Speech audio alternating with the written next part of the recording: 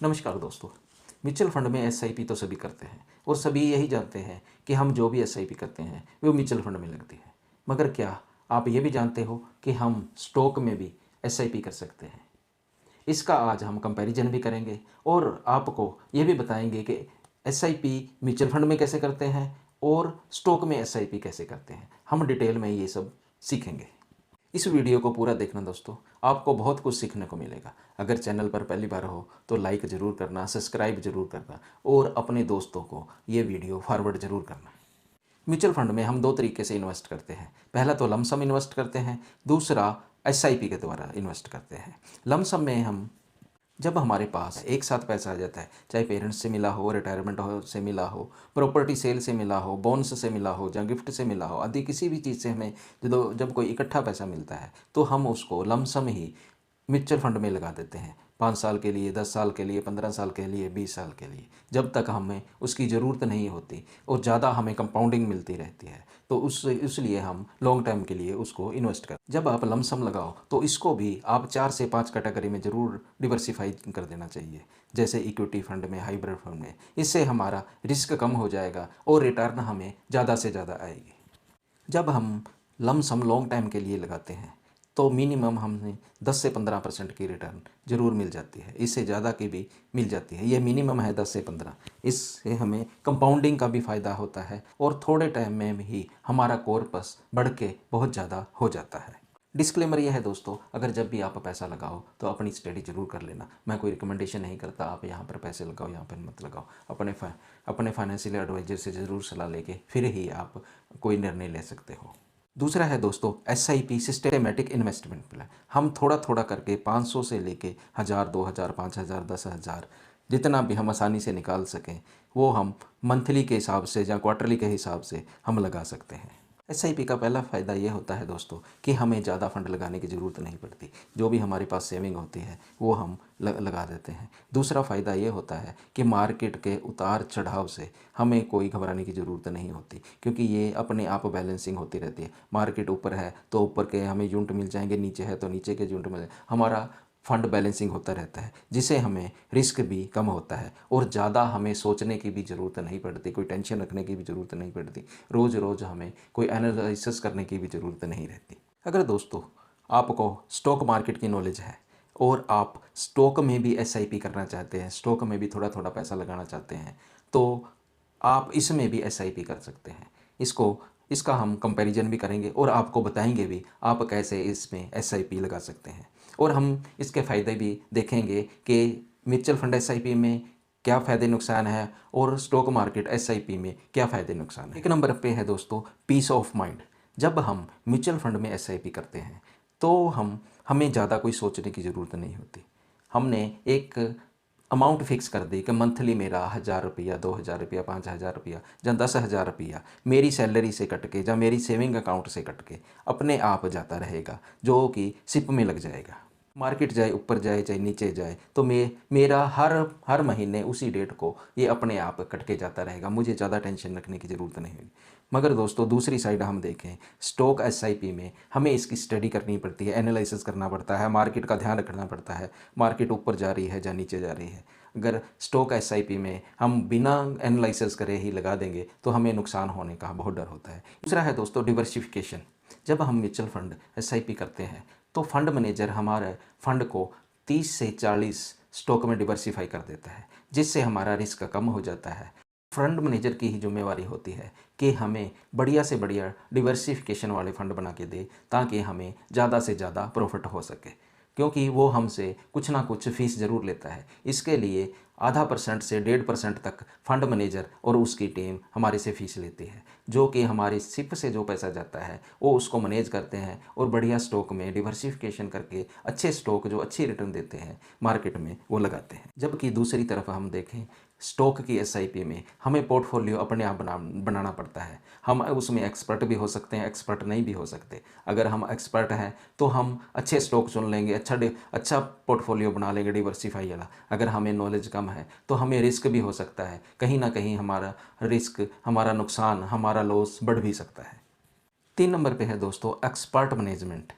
जब भी हम एसआईपी करते हैं, जो टीम हमारे एसआईपी, जो फंड मैनेजर हमारी एसआईपी के फंड को इन्वेस्ट करता है, उनके पास पूरी एक्सपर्ट टीम होती है जो पूरे एनालिसिस करके हमारे फंड को लगाते हैं। मगर दूसरी साइड में अगर हम स्टॉक एसआईपी देखें तो सारा कुछ हमें ही करना पड़ता है, हमें ही एनालिसिस करना पड़ता है, हमें ही अपने प्रॉफिट का, लॉस का ध्यान रखना पड़ता है। मार्केट कब ऊपर जाएगी, कब नीचे जाएगी, ये सारा हमें ध्यान रखना पड़ता है।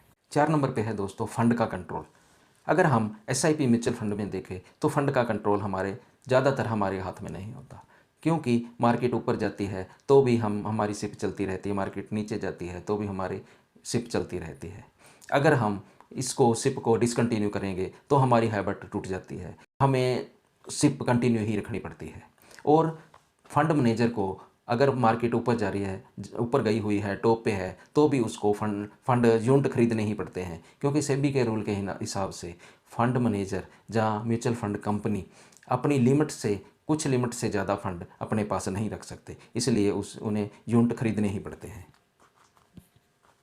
दूसरी साइड दोस्तों स्टॉक की एसआईपी वो हमारी कंट्रोल में होता है। हमें थोड़ा सा भी जब डर लगता है कि मार्केट ऊपर गई हुई है तो हम उसको डिसकंटिन्यू कर देते हैं और हम इंतज़ार करते हैं कि जब मार्केट गिरेगी तो हम लगाएंगे। मगर इसका कई बार ज़्यादा नुकसान भी हो जाता है। कई बार बुल रन आया होता है जो हमें पता नहीं होता, 1 महीने चलेगा, 2 महीने चलेगा, 6 महीने चलेगा, साल में चलेगा, तो हम उस बुल रन को जो गवा बैठते हैं और हम अपना प्रॉफिट कम कर लेते हैं। 5वां है दोस्तों एक्सपेंस। एसआईपी जब हम करते हैं तो फंड मैनेजर हमसे कुछ पैसे लेता है हमारे स्टॉक को देखने के लिए।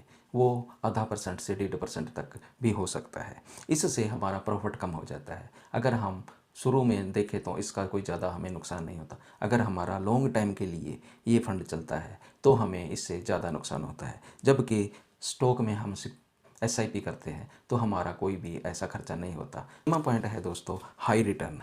अगर हम देखें तो एसआईपी म्यूचुअल फंड से हमें कांस्टेंट रिटर्न मिलती है, जो 12 से लेके 15, 20, 25 तक भी मिल जाती है। स्टॉक एसआईपी में अगर हमें अच्छे स्टॉक मिल जाते हैं तो ये 6 महीने में, साल में, 2 साल में डबल हमारा पैसा कर देते हैं अगर हमें स्टॉक अच्छे मिल जाते हैं। इसमें मोटा सा हम कंपैरिजन देखें तो दोस्तों अगर आपको पीस ऑफ माइंड चाहिए, अगर आपको ज़्यादा एनालिसिस करने की ज़रूरत नहीं है, जहाँ आपको ज़्यादा नॉलेज नहीं है, तो आप म्यूचुअल फंड के एसआईपी में जाइए। अगर आप स्टॉक मार्केट की नॉलेज रखते हैं और आप पोर्टफोलियो अच्छा बना सकते हैं, डिवर्सिफिकेशन अच्छा कर सकते हैं, डेली के डेली आप स्टॉक को देख सकते हैं, मार्केट को देख सकते हैं, न्यूज़ डेली सुन सकते हैं, तो आप स्टॉक मार्केट की एसआईपी कर सकते हैं। दोस्तों म्यूचुअल फंड एसआईपी कैसे करते हैं ये चलो हम सीखते हैं। मेरी अगर आपने पहले भी वीडियो देखी होगी तो म्यूचुअल फंड एसआईपी के बारे में मैंने कई वीडियो में जिक्र किया है, उनमें डिटेल में आपको बताया गया है। अगर आप इस वीडियो में मैं आपको शॉर्ट ही बताऊंगा क्योंकि नहीं तो वीडियो बहुत बड़ी बन जाएगी। तो पहले आपको प्ले स्टोर पे जाके आप ये INVESTAP इंस्टा ऐप आप डाउनलोड कर लीजिए। इंस्टा ऐप में एसआईपी कैसे करते हैं चलो हम ये सीखते हैं। तो आपके पास ये इंटरफेस आएगा। आपको दोस्तों इस आइकॉन में आना है, इसको आप क्लिक करोगे। अब हमारे पास इस साइड में म्यूचुअल फंड का नाम आ गया, इस साइड में उसने कितनी रिटर्न दी है ये सारा आ जाएगा। इस साइड में म्यूचुअल फंड का नाम, ये अब तक उसने कितनी एवरेज रिटर्न दी है वो आ जाएगा। अब हम इसमें एसआईपी करनी है। एसआईपी कैसे करते हैं, एक फंड पे मान लो हमने इस फंड पे को क्लिक किया, इस फंड पे आप जाके देख सकते हो कि इसने अब तक, जैसे ये 93 में लॉन्च हुआ था और अब तब से लेके अब तक इसने 15% की रिटर्न, हम इसमें ये भी देख सकते हैं 1 साल में इसने कितनी रिटर्न दी, 3 साल में कितनी, 5 साल में कितनी रिटर्न दे रहा है और ओवरऑल कितनी रिटर्न। अगर हम लमसम करना है तो इस पर क्लिक करेंगे, अगर एसआईपी करनी है तो इस पर क्लिक करेंगे। मिनिमम लमसम में 5,000 रुपया लगता है और एसआईपी में मिनिमम 500 रुपया लगता है। आप इसे अपनी एसआईपी, पहले हम लमसम कैसे करते हैं इसको करते हैं। इस पे आप फंड अमाउंट भर सकते हो जितनी मर्जी अमाउंट, मान लो आपने 1 लाख रुपया लमसम लगाना है, इन्वेस्ट इन दिस फंड आप कर दोगे, आपका पोर्टफोलियो आ जाएगा। आपने जो पोर्टफोलियो बनाया कौन से अकाउंट से आपका कटना है, आप प्रोसीड टू पे करोगे तो आप किससे पे करना चाहते हो, आरटीजीएस से करना चाहते हो, अपने अकाउंट से पे करना चाहते हो, आपका अकाउंट आ जाएगा, यूपीआई से, आरटीजीएस से, जिससे पे करना चाहते हो आप पे कर सकते हो। उसको सेलेक्ट करके आप कंटिन्यू करोगे तो आपका लमसम पैसा लग जाएगा म्यूचुअल फंड में। अगर वही हम सिप में करना चाहते हैं दोस्तों, तो हम सिप को क्लिक करेंगे। सिप को क्लिक करने में आपने कितने पैसे सिप चालू करनी है, आप यहाँ पर पैसे भर देंगे कितने पैसे में आप सिप चालू करना चाहते हैं। मान लो आप मंथली 5,000 की सिप चालू करना चाहते हैं, 5,000 आपने, फिर आपके पास फ्रीक्वेंसी पूछेगा कि आपने मंथली करनी है, क्वार्टरली करनी है या डेली करनी है। इसमें से आप कोई भी सिलेक्ट, जैसे मैंने मंथली सिलेक्ट कर दिया। अब हम इसको आगे इन्वेस्ट करेंगे। आप कौन सी डेट से ये चालू करना चाहते हो, ये नेक्स्ट मंथ से भी आप कर सकते हो। मान लो मैं नेक्स्ट मंथ 7 तारीख से इसको करना चाहता हूँ, तो इसको मैं कंटिन्यू कर दूँगा। उसी तरह आपसे आपका पोर्टफोलियो आ जाएगा और आपका अकाउंट कौन से अकाउंट से ये कटेगी वो आ जाएगा दोस्तों। और फिर आप इसको प्रोसीड कर दोगे, कंटिन्यू करोगे।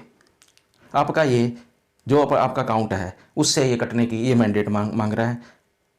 और आप जब इसको कंटिन्यू करोगे आपके पास एक OTP आएगा, OTP आप भरोगे तो आपका सिप जो है वो चालू हो जाएगी दोस्तों। स्टॉक की SIP कैसे करते हैं वो चलो हम सीखते हैं। मेरे पास ज़ेरोधा का डीमैट अकाउंट है तो मैंने वो खोल लिया है। अब हम ऑर्डर पे जाएंगे। ऑर्डर पे जाने पे आपको देखेंगे यहाँ पे SIP है। SIP को आप जब क्लिक करेंगे नीचे आ गया न्यू SIP पे हम क्लिक करेंगे तो सबसे पहले हमें एक बास्केट बनानी पड़ेगी, न्यू बास्केट का मतलब ये होता है दोस्तों कि आपने उसमें कौन कौन से शेयर ऐड करने हैं, कौन कौन से स्टॉक ऐड करने हैं। हमने न्यू का नाम लिख लिया। बास्केट का नाम लिखने पर हम इसमें स्टॉक ऐड करेंगे। 20 स्टॉक एक बास्केट में आप ऐड कर सकते हैं। आ गया ये, हमने ऐड बाय, हमने ये ऐड कर लिया। और इसको हम मार्केट के रेट पे ही रखेंगे। अगर हम इसको चेंज करेंगे, इसका रेट चेंज करेंगे तो ये उस टाइम जब हम डेट डालेंगे किस डेट को ये एग्जीक्यूट होना चाहिए, तो ये एग्जीक्यूट, अगर रेट सही ना हुआ तो एग्जीक्यूट नहीं होगा। हम इसको ऐड कर लेंगे। ये दोस्तों हमारा एक ऐड हो गया। दूसरा स्टॉक ऐड करने के लिए हम यहाँ स्टॉक ऐड करते हैं।